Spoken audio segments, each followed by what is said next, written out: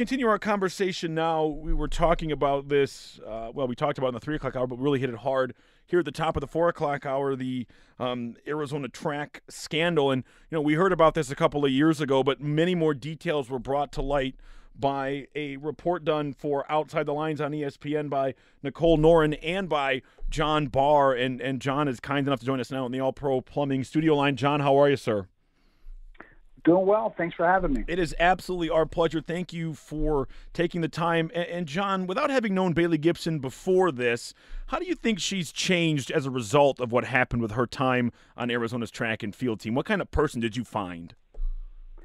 Well, by her description, she's a much more, I guess, worried person. She's, as is often the case with people who've been through ordeals that are similar to this, and I don't know that. Well, let's face it. Sadly, a lot of women have been through ordeals similar to this. They wind up with a skewed sense of just their personal security.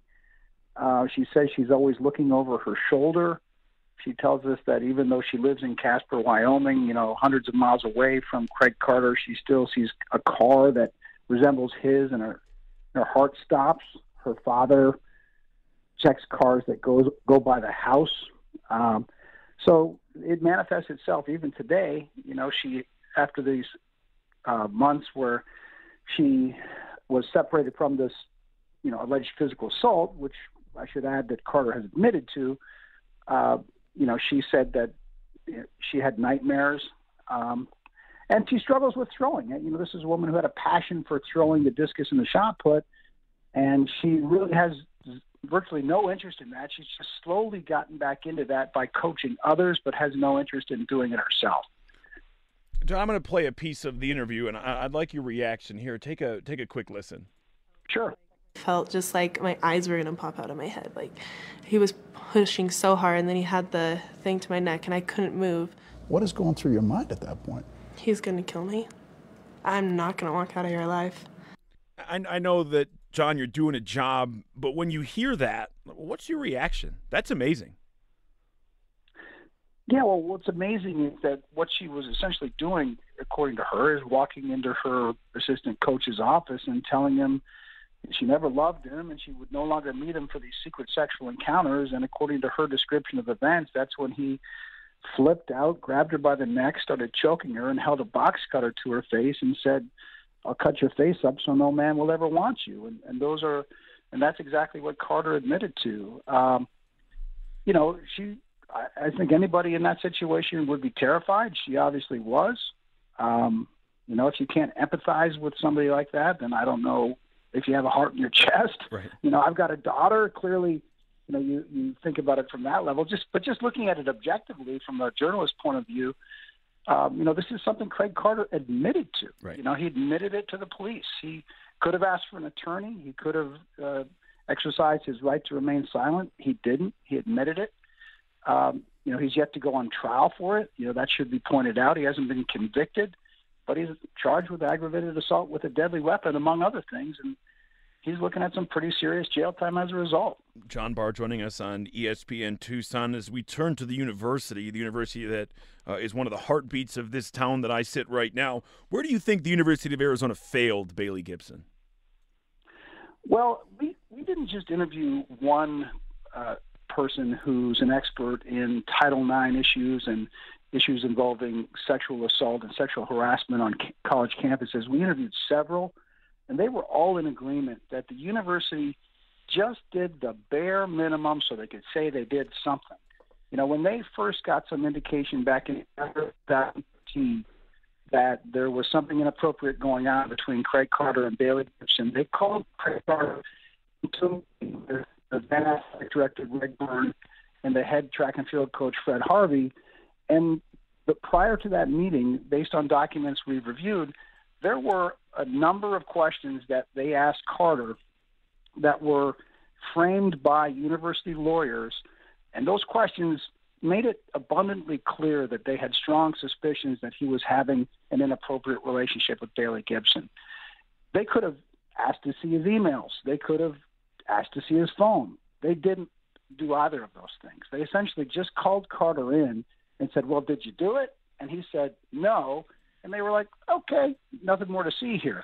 They reached out to Bailey Gibson with an email that same day, and then days later, basically saying, it's come to our attention that you may be involved in an inappropriate relationship. Here are some here are some campus resources that are available to you.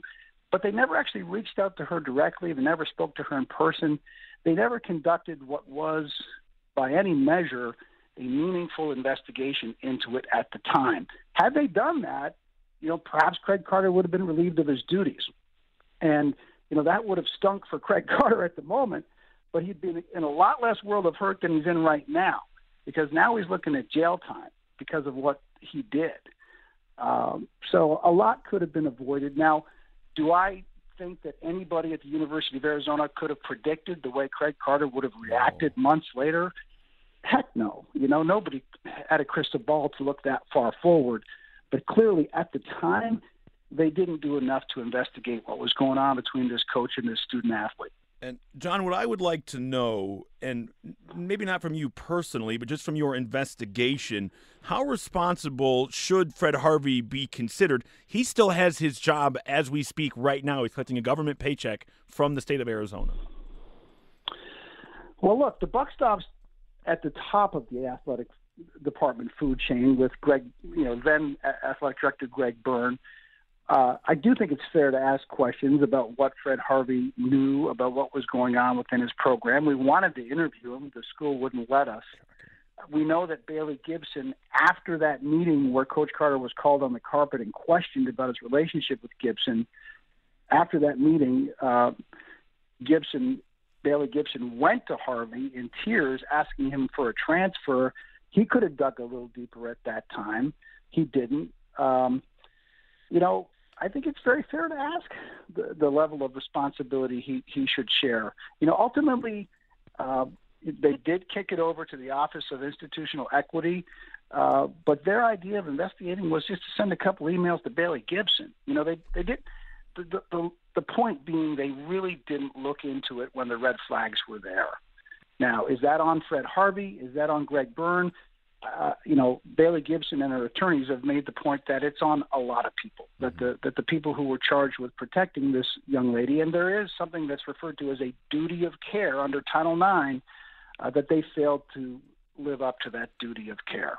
And what I would love to know, John, and we'll probably never get an answer to this, is I would like to know what Alabama knew about this when they were hiring Greg Byrne. Probably not a lot. I suspect they didn't pour through the court record. I think Greg Byrne could make a point if questioned about it, and perhaps he is answering these questions today. He didn't answer our questions when we wanted to ask him questions. He could make the point that he turned the matter over to the Office of Institutional Equity, that he sought the counsel of university lawyers. It's clear that he did. Look, where this really broke down is they just didn't talk to Bailey Gibson. Yeah. They could have pulled her in at the same time they pulled in Coach Carter. They could have made her feel safe. They could have said, look, we have strong suspicions there's something going on here that's not appropriate. We want you to know you're going to be safe. Can you please tell us what's going on? And maybe she would have come clean. Maybe she wouldn't, but maybe she would have. They could have looked at his emails. They could have looked at his phone, and they would have seen clear indications that this coach had crossed the line and was having an inappropriate relationship with a student athlete. And, we really were challenged in the way we reported this because we use words like relationship, and even those are rejected by people who know a lot about this abuse of power. The NCAA has a model policy on this. It says even if the student athlete enters into a sexual quote unquote relationship willingly, it's still a form of sexual abuse. So that's where the language gets kind of charged. And, people need to get their minds around the fact that, regardless of whether it was consensual, it was just against every rule, that the university had, that the NCAA had. And look what happened when this young lady tried to break it off. Well, I mean, this is, John, a man in Craig Carter who told Bailey Gibson's parents he would treat her like his own daughter. And, John, you said you have one. I couldn't imagine. I have a son. I couldn't imagine taking a box cutter to his face. I would never do that. I mean, it's crazy. Yeah, look, Craig Carter is a guy who confided in his head coach, Fred Harvey, that he was treated for severe depression. We know that from court documents.